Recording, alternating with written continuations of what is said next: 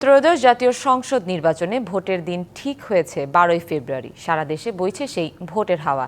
এ নিয়ে কি ভাবছেন সাধারণ মানুষ থেকে শুরু করে আগামীর জনপ্রতিনিধিরা, সে কথা জানাতে ডিবিসি নিউজের ইলেকশন এক্সপ্রেস ছুটে যাচ্ছে সব সংসদীয় আসনে। এখন আছে সংসদীয় আসন 237 মৌলভীবাজার 3-এ। স্বাগত জানাচ্ছি সিএসআরএম ডিবিসি ইলেকশন এক্সপ্রেসে। আমার সাথে রয়েছেন বাংলাদেশ জামায়াত ইসলামী মনোনীত প্রার্থী মৌলভীবাজার 3 আসনের জনাব এম এ মান্নান। আপনাকে স্বাগত জানাচ্ছি। আপনার কাছে প্রথমেই জানতে চাচ্ছি, এখন পর্যন্ত কি ধরনের পরিকল্পনা রয়েছে এই আসন নিয়ে আপনার, এই বিষয়টা প্রথমে জানতে চাচ্ছি।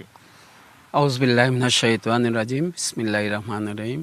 ধন্যবাদ ডিবিসিকে এবং আমার ধন্যবাদ শ্রোতা মণ্ডলীদেরকে। আমরা জাতীয়ভাবে আমাদের জাতীয় সমস্যা হচ্ছে ঘুষ দুর্নীতি। জাতীয়ভাবে আমাদের সংগঠন ঘুষ দুর্নীতির ব্যাপারে জিরো টলারেন্সে। আল্লাহ যদি আমাদেরকে নির্বাচিত করে তাহলে আমরা ঘুষ দুর্নীতি বন্ধ করব, এটা জাতির কাছে আমাদের একটা কমিটমেন্ট। আর স্থানীয়ভাবে আল্লাহ যদি আমাকে নির্বাচিত করে তাহলে আমার মৌলভীবাজারবাসী, যেহেতু এই 3 আসনটা মৌলভীবাজার হেডকোয়ার্টারে, এখানে যা হবে সেটার দ্বারা উপকৃত সারা জেলাই হবে।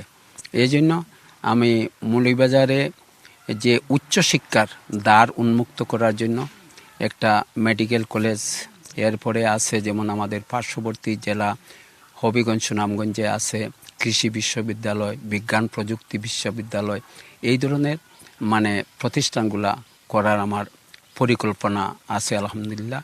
পাশাপাশি আমাদের যে চিকিৎসা ব্যবস্থা, এটা খুবই নাজুক অবস্থা। যে হসপিটাল আছে 250 শয্যার জেলা হেডকোয়ার্টারে, সেটা প্রয়োজনীয় সংখ্যক বিশেষজ্ঞ ডাক্তার নেই, মেডিকেল অফিসার নেই, পরীক্ষা নিরীক্ষার যন্ত্রপাতি নেই।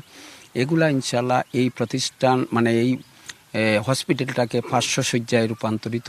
পাশাপাশি আপনার প্রয়োজনীয় সংখ্যক বিশেষজ্ঞ ডাক্তার, মেডিকেল অফিসার, যন্ত্রপাতি দিয়ে একটা আধুনিক হসপিটালে রূপান্তরিত করা আমার প্ল্যানে আছে। পাশাপাশি এই যে বন্যা, মনোনদী কেন্দ্রিক যে একটা বন্যা সমস্যা, এটা বিশেষ করে রাজনগর এবং সাথে মৌলভীবাজারও প্রতি বছরই বন্যা আক্রান্ত হয়। অনেক মানুষ তার বাড়িঘর সব ধ্বংস হয়ে যায়। এটাকে একটা বিশদ পরিকল্পনা বন্যা আক্রান্ত এলাকা নিয়ে আরেকটা ভিন্ন বিষয় আমার এই বিষয়ে আরো একটা, যেমন চা শ্রমিকদের জীবনমান উন্নয়নের জন্য আমার একটা বিশেষ পরিকল্পনা আছে। বিস্তারিত বলার তো এখানে সুযোগ নেই, পরিকল্পনা আছে। অনেক ধন্যবাদ। ভিন্ন একটি বিষয় জানতে চাই যে এখন পর্যন্ত নির্বাচনী পরিবেশ কি দেখছেন এবং নির্বাচন কেমন হবে বলে আপনি মনে করেন, বা কেমন পরিবেশ চাইছেন, একটু ছোট্ট করে বলবেন।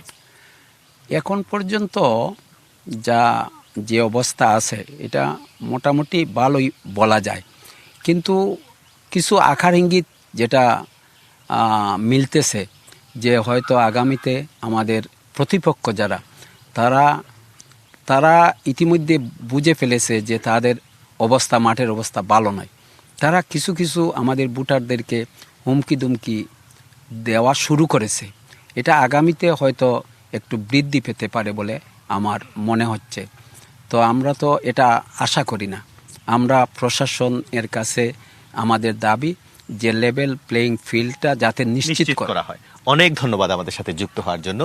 দর্শক, সিএসআরএম ডিবিসি ইলেকশন এক্সপ্রেসে এখন আমরা রয়েছি মৌলভীবাজার 3 আসনে। পরবর্তীতে আমরা যুক্ত হব ভিন্ন কোনো রাজনৈতিক দলের প্রতিনিধির সাথে।